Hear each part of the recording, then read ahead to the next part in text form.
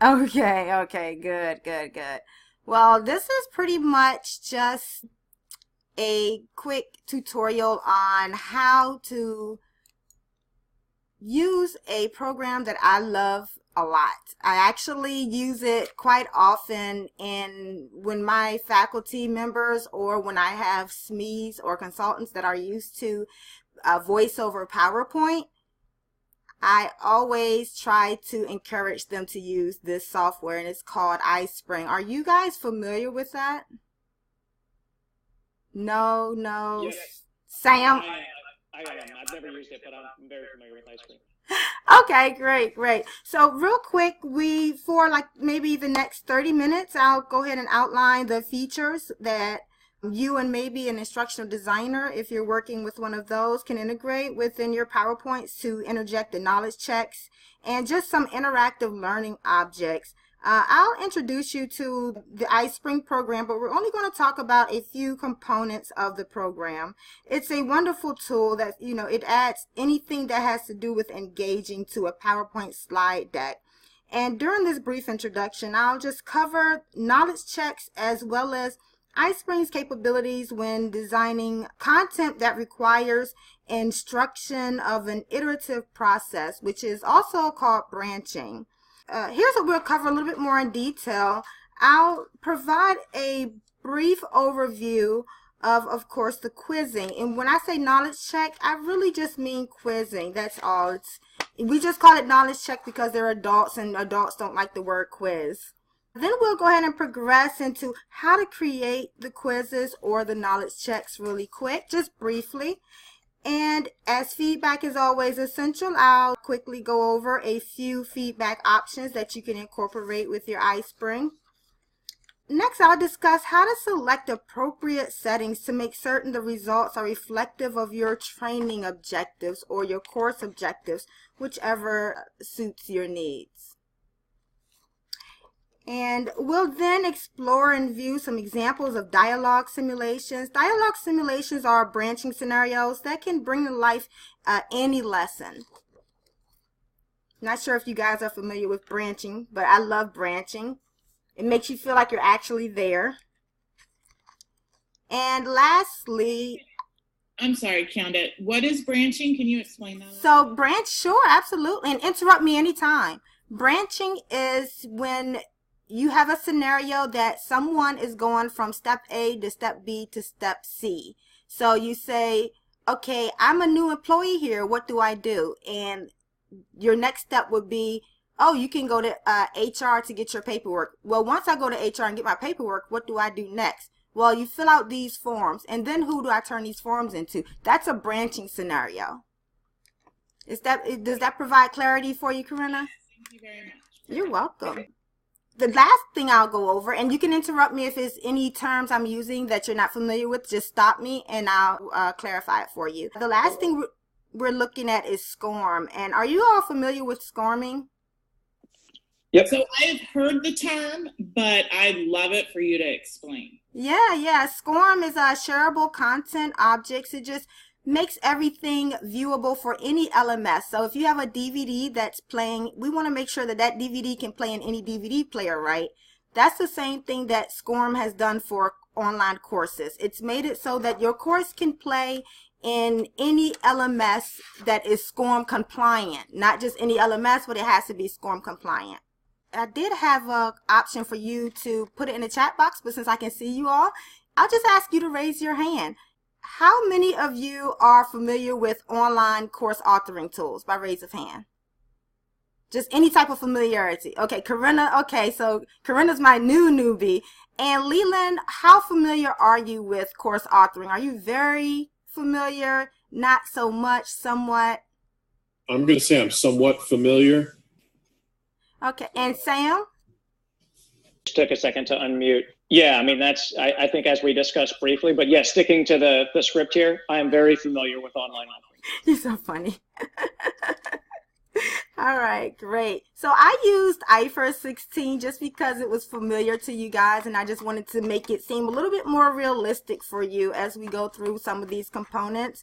But with iSpring, you can kind of automatically measure your competency levels. You can measure how advanced your learners are moving through the coursework. And you have a arsenal of questions, including matching. You can do true, false. You can do drag and drops. You can do those with images. You can also choose templates, and you can put together a quiz for your learners in a matter of seconds, really. We'll go through just a few of the question types. This is my favorite. It acts a little funny sometimes it depends on your LMS or your platform, but hotspots. Hotspots is the way that we get around from branching. If we have hotspots, I ask you a question, mark the states where our company has local branches. In a hotspot, you would just simply click where you want it, instead of us having to do layers on top of layers. In a hotspot, you can click it and it'll say correct or incorrect, because I've preset the hotspot location as to where I need you to click for the state. You understand that? A lot of people don't get hotspots, but I love them. All right. So next is the multiple responses. And multiple responses mean that there's just more than one correct answer, or there may be one correct answer. And we look at multiple responses as a little bit more rigorous as composed to multiple choice, because you do have the option of choosing one or more. As opposed to a multiple choice, you can only choose one. Next is sequencing. And sequencing means everything falls in order. And this is also a great assessment for branching scenarios. When you have sequencing, there's something that has to go in order, such as step 1, step 2, step 3. And fill in the blanks, those short fill in the blanks. The fill in the blank questions are interesting because they have to be exactly how you put the words in, unless you're going to look at the fill in the blank answers. If you have an automated course that's self-running, fill in the blank can be kind of testy, because if they don't put the words in exactly as you have put it in, then it won't recognize it as being a correct answer. So you have to be careful with short answers. And I believe short answer in iSpring is limited to 100 characters. Yes, Sam? Does it have a variance threshold? Like, for instance, you can put in multiple responses that you would accept in the fill in the blank, or does it have to be like capital D, EAL, and that's it? I believe it does not. It's not capital sensitive, but it has to be exact. And so I'm not a huge fan of using it, because yeah, I'm not a fan of that. And that's a good point you bring up. You know, if you want to say, specify the goal of your first talk with the prospect, what if someone says make the deal? You know, then it would be marked as incorrect. And I tried it and I did a few tests. It was being marked as incorrect. So that's why I decided, yeah, I'm going to stay away from that. Sure. Go ahead, Karina. Just with the short answer, is it possible then to configure that question that you configure multiple possibilities for an answer, or is it a 1-for-1? You have a question, you can only have one answer. Yes, yes. They have not done well with making the fill in the blank robust. And you know, it's not iSpring's fault, because if you look at Blackboard and some of the other LMSs that have fill in the blank options, they're not that great either. So we do have a little bit of work there to do. So I can't put in multiple responses for one question. Okay. Thank you. You're welcome. And then, of course, you have your true, false, your dichotomies. They're the easier. You have a 50-50 chance of getting it correct. People love true, false.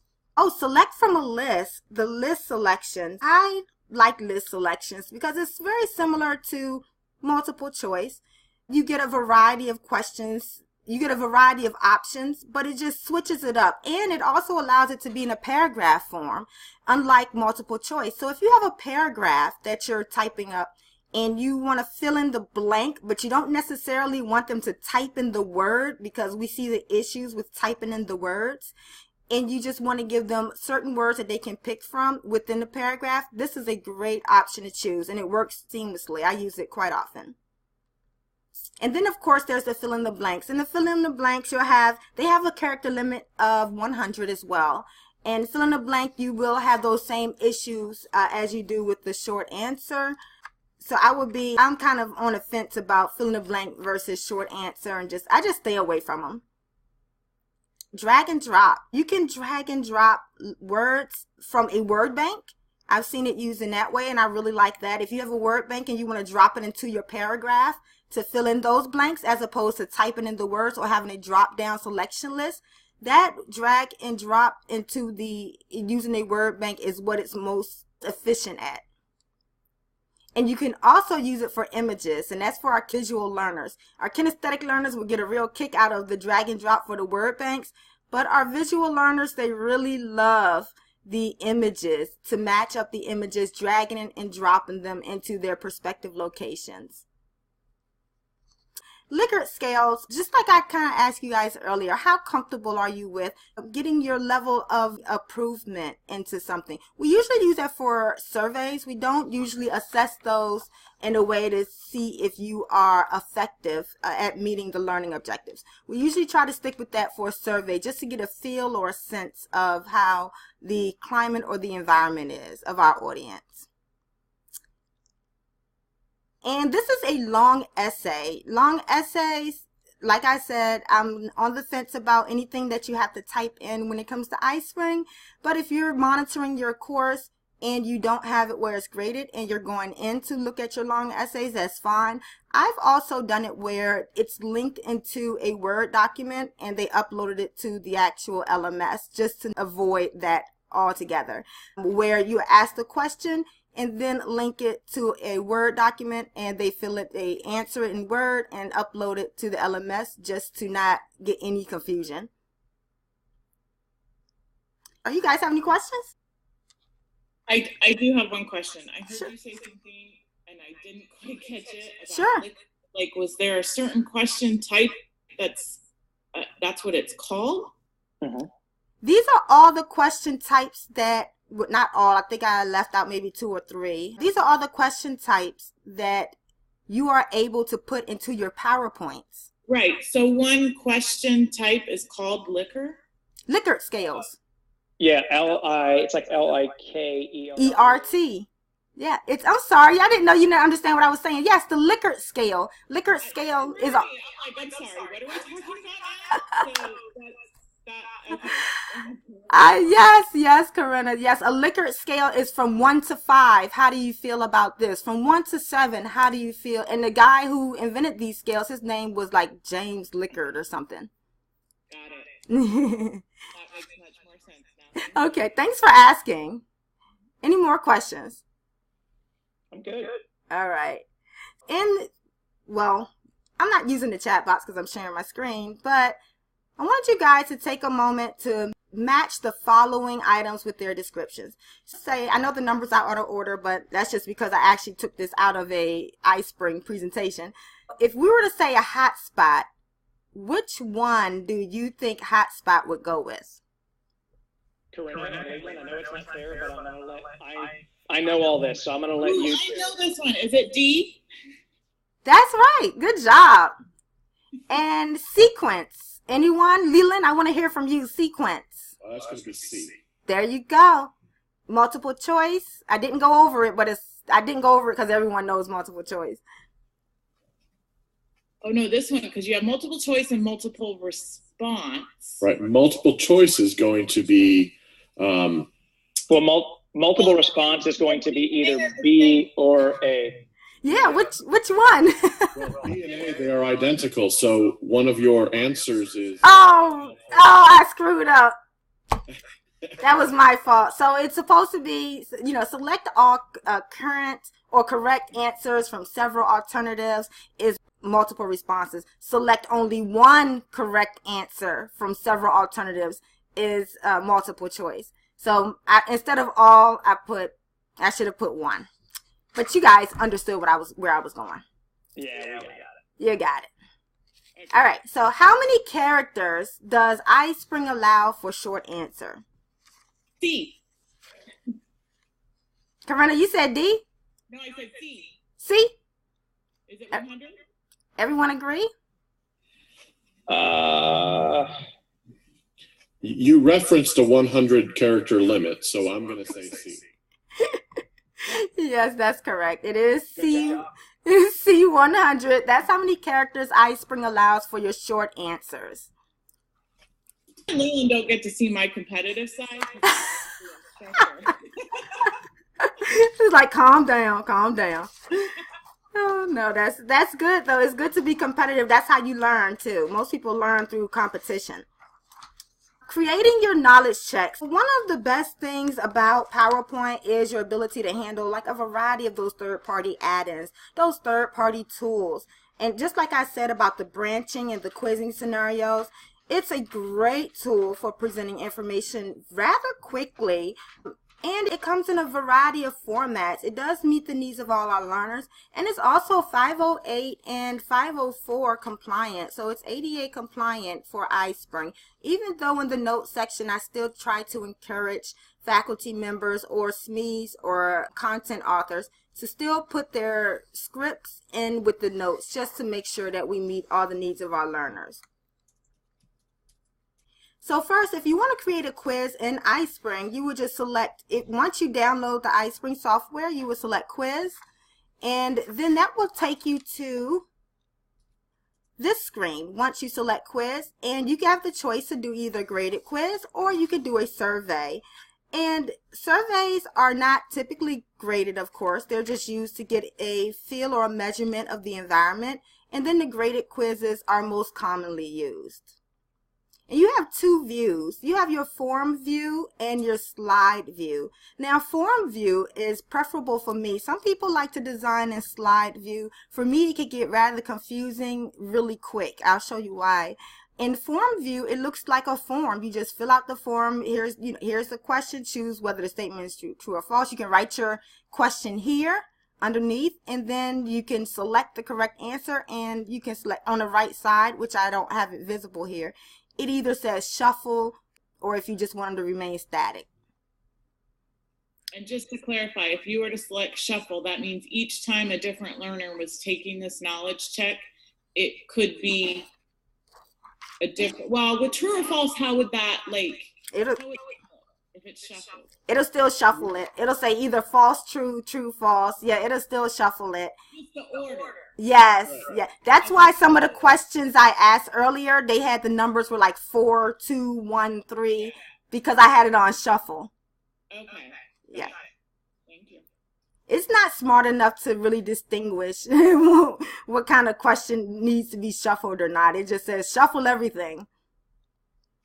This is the slide view, and as you can tell, I'm not a fan of slide view because it's really easy to move something out of alignment, and then that'll mess the way your quiz looks. If you by mistakenly just slide this over or something and you want to go to a next slide, like how I had the yellow highlighted when you had the correct answer, if I had moved something over just a little bit to the right, you would have noticed it if I had did it in a slide view. So once you get into your graded questions, this is your list of options you have. I'm going to say I prefer form view, so typically we'll look at things in form view.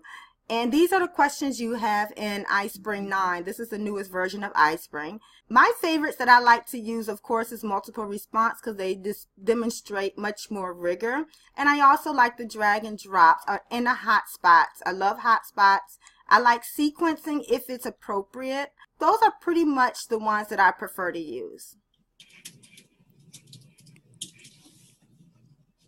And once you type in your questions in that form view, you'll get a screen that looks something like this. This is what it looks like after it's published, or if you want to preview it. If you preview it, you can see it prior to being published. Once you publish it, it'll look like this, even though you developed it in that form view. So if you click on that question, see here where I have it circled, if you click on that, it'll open up every question that's in that question bank. Some people like that, some don't. I do not believe there is a way to not have this happen. That means learners will be able to see the questions before they come. Some individuals don't like that. There's no pedagogical reason why not just yet that we've been able to identify, but when it's online, it's always a challenge when they can see the questions prior to the answers, because we don't know if they're working in teams, and you know, there's a little bit of ethics around that. Right. You want folks to be listening to the content because the answers are buried in the content that you're hoping to transfer to them. But if they're racing through essentially in boot camp, if we give them all the assessments ahead of time, and this happened in product in January, right? You had teams not listening, but just looking through the PowerPoint slides and doing all 4 assessments before the first day was even over. Oh, wow. Well, It makes total. the discussions were centered around assessment questions, and it was very, very annoying. So we nipped that in the bud. Oh, wow. Yeah. And in most LMSs, if you use the native LMS tool, it'll let you select whether they can see the questions or if they can only see one at a time. In iSpring, I'm not aware of the functionality for that to occur just yet. What I've been able to notice is that if I click on that down arrow, I can see all the questions, and I have not been able to identify how to turn that off in iSpring. So if that is the case, I would probably use the native LMS quizzing tool. In your actual PowerPoint, it'll look like this. It won't be functional. It'll look exactly like this. This is your PowerPoint, and then it'll just say quiz. So when you publish it, it'll actually look like that screen I showed you that you could hit the down arrow.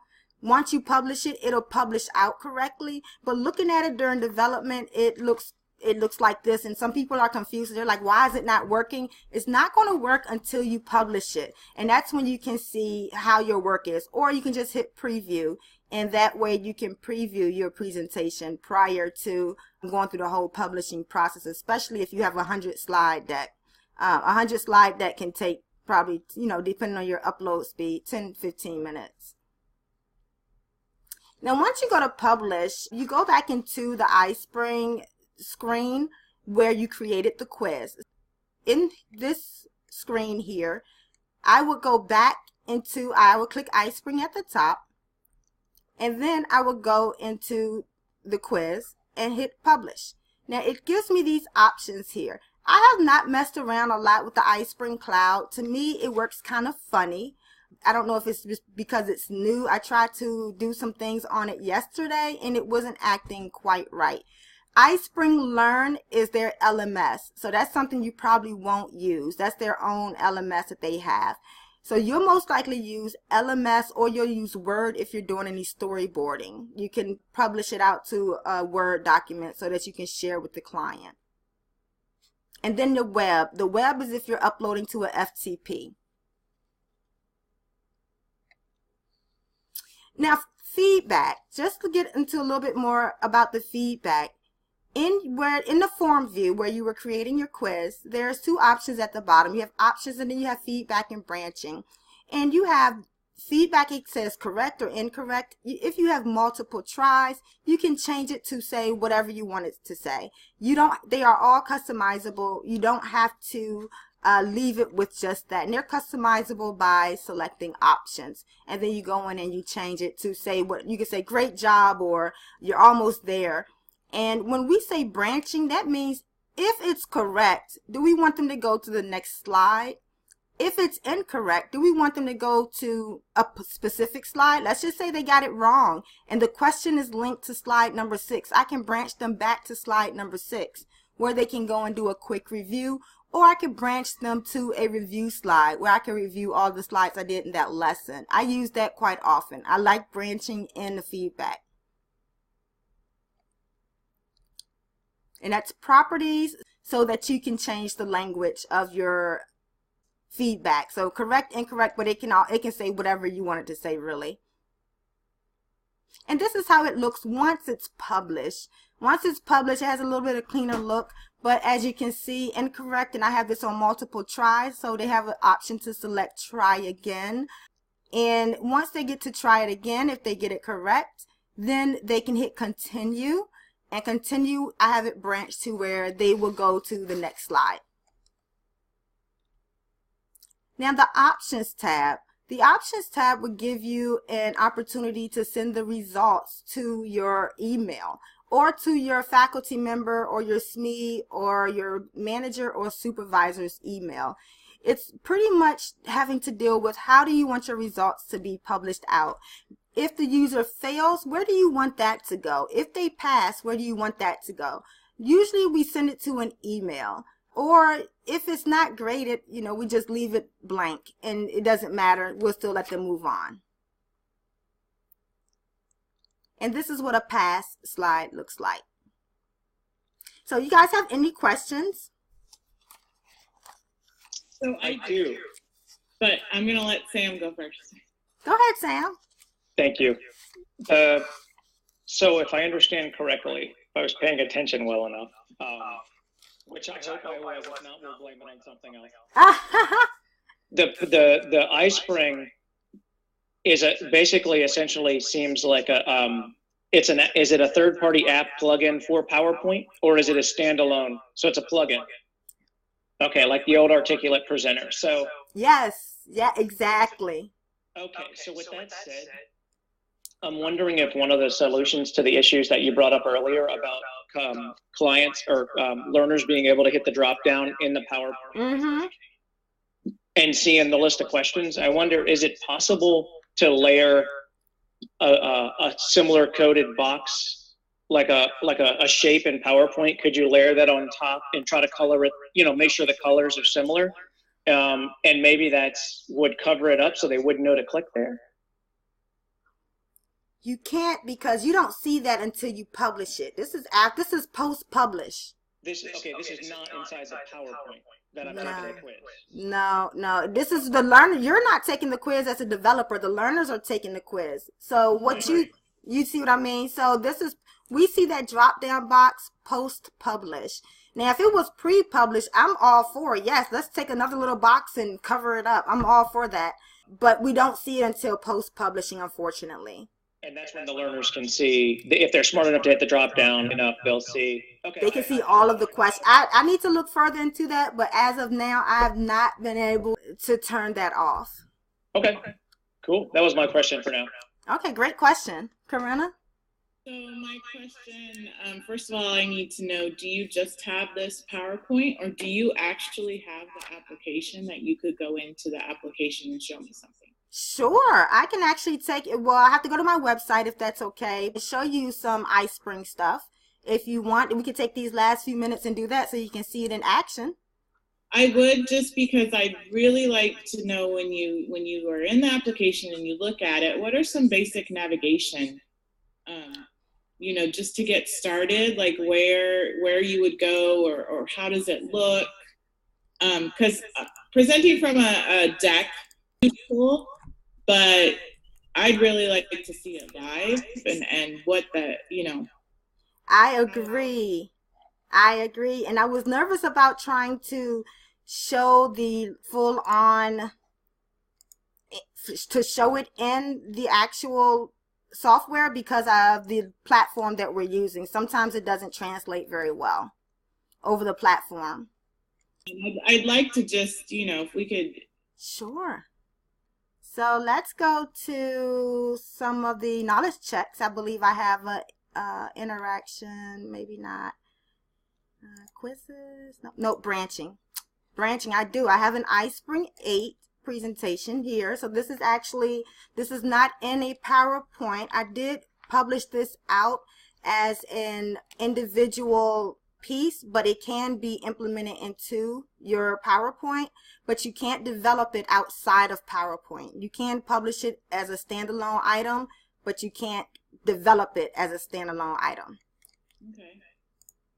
So this branching scenario, this young lady has a question. She is confused about why she's taking certain classes. She doesn't understand why she has to do that. And so she asked a question. I thought I could pick the classes that I wanted. Why are my classes pre-selected for me already? And they give an explanation here. And then she says another comment. So she's not really asking a question now. She's just giving a comment that we've seen and that we've received from student feedback. And she's like, but none of these classes are related to my major. And so they give her, and this was part of an orientation, new student orientation. And so they're giving her an explanation as to why she has to take those even though they're not related. And as you can see, she's saying, but I've already taken these in high school, which is a comment that is often stated, and they provided an answer for her. Then here is where I did not let the learners answer the questions within the software. I preferred that they answered it in a Word document and uploaded it to the LMS. So that's why I designed it in a way I said, in a separate Word document, answer these reflective questions and submit it to the case assignment Dropbox. Because I did not want them to be confused as to if it was correct, if it was incorrect, they're using the right language, and going into the software and having to grade it in that manner is too clunky. It was way too clunky. So I just rather them type it up in a Word document, upload it to the case Dropbox. And then you can restart. And that's just something that was a part of a PowerPoint. It's not anything magnificent, but that's just a small piece of what it will look like after it's published. Okay. Does that help bring it to reality for you a little bit more? It does. Thank you. Great, great. All right. Any more questions? Well, I'm interested in the branching that you were showing, where you had the correct answer, incorrect answer, and then what are the possible outcomes of a correct answer in terms of navigating to that. Would it be possible to go into the actual iSpring application and set up a question and go to that screen that had it along the bottom and adjust whether it says correct or incorrect, just, great or well done or almost not quite, and then show us the branching part? Can you show us a demo of how that works just really quickly? Sure. So you can absolutely do, and that's like a partial grading. So you can absolutely let them branch off into, they get to a certain point, and if they got something wrong, you can stop them and they'll get credit for what they've already done. So partial grading is allowed in branching. Real quick, I have a branching, and I did this in Storyline, but it could have just as well, it works the same way as in iSpring. This is the one where I asked like the new employee, because I did replicate this in iSpring, and she wants to know, she's a new employee, she doesn't know what to do. She can either go ask her manager, and this is a branching scenario. I selected go ask my manager. My manager said, no, don't ask me about that. You've been empowered, go be empowered. So she goes back and she decides to ask someone else. And the lady she asked, she's like, hey, I'm new. Can I get some help? I need to onboard. And the lady essentially is like, hey, I'm new. I'm a temp worker. I don't know much more than you do. Go to the lobby. Somebody out in the lobby might can help you. And so she just goes out into the lobby and say, hey, I'm new here. Can someone help me? And the young lady says, oh, I can help you. Go to HR and fill out some forms and get your badges or whatever. Now what do? You go to HR, welcome to human resources, blah, blah, blah, and you fill out those forms. And that's branching is a way of giving you options and kind of making the learning personalized, where we can even have branching to the point where no answer is wrong. We can do it where even if your answer is correct, it guides you down a different path. We call them learning paths. And even if it's incorrect, they can be veered back onto the correct learning path. We won't necessarily say it's incorrect. We'll say, well, why don't you consider going down this learning path, whatever that looks like.